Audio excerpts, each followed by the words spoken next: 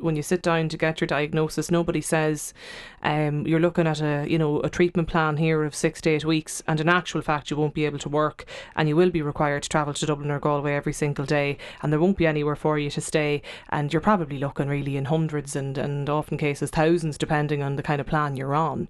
The cost of cancer is rarely talked about. It is rarely talked about, and it is very traumatic for many cancer patients. And as you say, it's not the first thing you think about. If you're getting a bad diagnosis, you want your focus to be on dealing with that diagnosis and looking after your own health or your family's health, not on whether you're going to be able to afford the car parking charges or to feed yourself while you're getting your treatment, or indeed whether you can afford the inpatient charges that the HSE could put on you, and whether you'll have to deal with debt collectors coming after you, because as we heard yesterday, that does happen to quite a number of people. So I think whilst people focus on the health, the actual financial burdens and the financial stresses put a huge, it's very traumatic for patients to have to deal with that on top of their health. You're bringing a motion to the Dáil tomorrow calling for the abolition of the cancer charge. What do you mean by that? So at the moment, their inpatients have to pay €80 per treatment, up to a maximum of €800 per year. And so the Social Democrats are actually bringing, as you say, a motion to the floor of the Dáil tomorrow, calling for that to be abolished, and also calling for the use of debt collectors to be stopped by the HSE and a cap put on parking charges. Now, the parking charges cap is in the programme for government. It is a commitment of the government. They're not moving on it. We want them to move on it. In relation to the inpatient charges, that was one of the priorities of the Sláinte Care report, that those inpatient charges be scrapped. Because at the moment, if you're on medical card, if you have a medical card, you don't pay that charge, or if you have private health insurance, you don't pay that charge either. But for those people who fall between those two stools, which there are many, absolutely, and there are people who can't afford private health insurance but are probably just earning slightly a bit above. over. Yeah. €800 is a lot to be paying to the HSE for their care. People have this notion sometimes, and I only know this because we've had the unfortunate experience of having experienced all of this, to know that there is a kind of a school of thought out there that if you get cancer or you have a cancer diagnosis, everyone in the country gets a medical card. Yeah, no, it's not the case. It is means tested, and there are people who would be in very financial difficulties that don't have access to a medical card, because not only do your costs increase, as Clodagh was talking about, your heating, things like childcare, you have to get taxis or lifts to the hospitals. Those costs go up, but in actual fact, your income also goes down the majority of times. But you're not working. You're not working, exactly. So it's a double whammy, and this was outlined very well actually by the Cancer Society in their cost of cancer report in 2019, and they said that the average income reduction is €1,500 a month, and the average increase on your costs is approximately €800. So that's a lot of money to find. Plus, when you're trying to look after your own health and your family, it is very difficult. I often think, when I think back to the time, one of the things that always struck me was when you go into, if you want to call them the cancer hospital or cancer units, and you see the number of people in there, like particularly young families where they've had this diagnosis, and whether it be the one partner or the other that's actually going through it, but often while you're going through, whether it be the chemo or even more frequently the radiation treatment, depending where it is,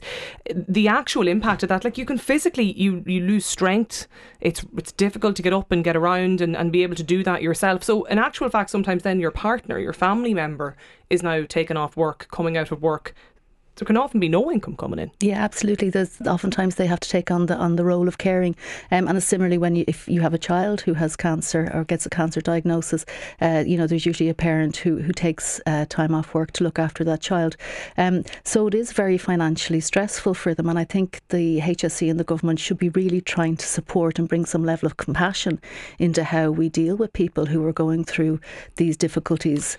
Can I just ask you though, Jennifer, one of the points that was made yesterday, and I'm not to be insensitive towards people at all, but it was definitely a point, and I can't not put it to you, on the Newstalk text line, was that we're not wiping everybody that's sick their bills. Do you know what I mean? Like everybody else who goes through the hospital doors, whether it be to the emergency department, an overnight stay, they too will be expected to pay their bills. So how do we kind of decide the difference between somebody who has a long-term illness that may not be cancer but still has all of these charges, you know, versus people that are obviously going through cancer treatment. Yeah, and the Sláintecare report actually, you know, they do specify that inpatient charge will be abolished for all patients.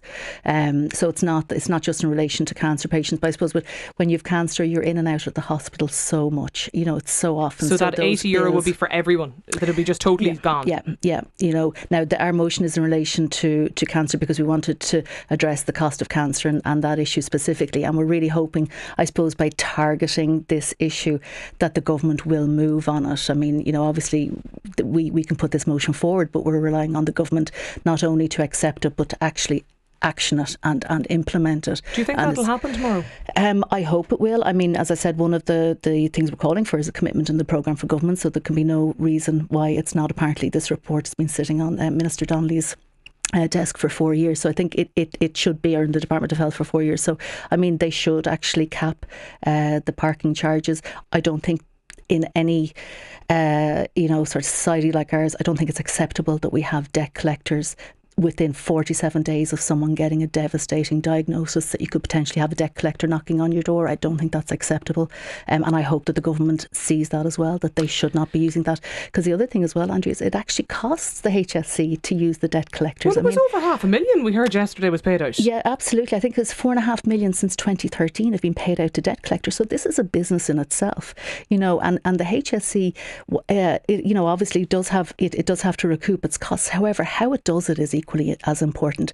And while someone is in for cancer and for their physical health, the HSE has responsibility to their mental health as well. And I think by chasing them with debt collectors, you know, I do think that's the wrong way to go about it. I don't think it's compassionate, and I do think that they need to revise that. Okay, so this bill tomorrow will scrap the €80 charge for people going through cancer treatment, a cap on parking charges, and also disband the use effectively of debt collectors in pursuing in hospital bills. I presume you've probably been talking to people who are crunching the numbers, but are you confident it'll pass? Look, we'll have to wait and see how the government does it. I would imagine we would have opposition support for it. I hope we have government support, and you know, obviously I would encourage people to contact their TDs and ask them to support this. It's a relatively simple measure. As I said, a lot of people would have either medical cards and or private health insurance. There's only a small cohort of people in the middle that are really falling foul of this. So I don't think it would be too much on the government to actually move with it. Just a quick one that I would have noticed. There are very few hospitals that have, I suppose, if you like, a facility where people are travelling. Was often the case as part of, I suppose, I know quite well in my own area, the Northwest, where you had a real amalgamation of services, or if you want to call it a downgrading, whatever you want to call it, services. Where there isn't effectively, you know, a kind of a family support or a room or somewhere where people can stay. Like, for instance, I know quite well the circumstances in St. Luke's for where they have a facility that family members can stay for patients who have travelled for long distances, and they can stay and their family member can stay with them in effectively what is a kind of an apartment while they're getting their treatment. Is that something to be looked at down the line in other hospitals? Absolutely. I mean, there's a real postcard lottery as to how you're treated with health services in this country. And charities are trying to step in and do the support. I know in my own county of Wicklow, I spoke to a number of charities yesterday, and they do great work, but they're fully funded by the public through donations. So what I'm hearing from people is that when they are diagnosed initially, there's the shock of finding out that they're not well. But it's a very complex situation to try to navigate where to go next and what supports are there and how they can access them. And I think there does need to be an examination of that. I think there needs to be real wraparound supports for people in any of these situations, and to make it as easy as possible for people. You know, as you say, a room is a very simple thing to provide. I'd highly recommend some sort of a family liaison officer anyway, from our own experience. But look, that might be a conversation for another day.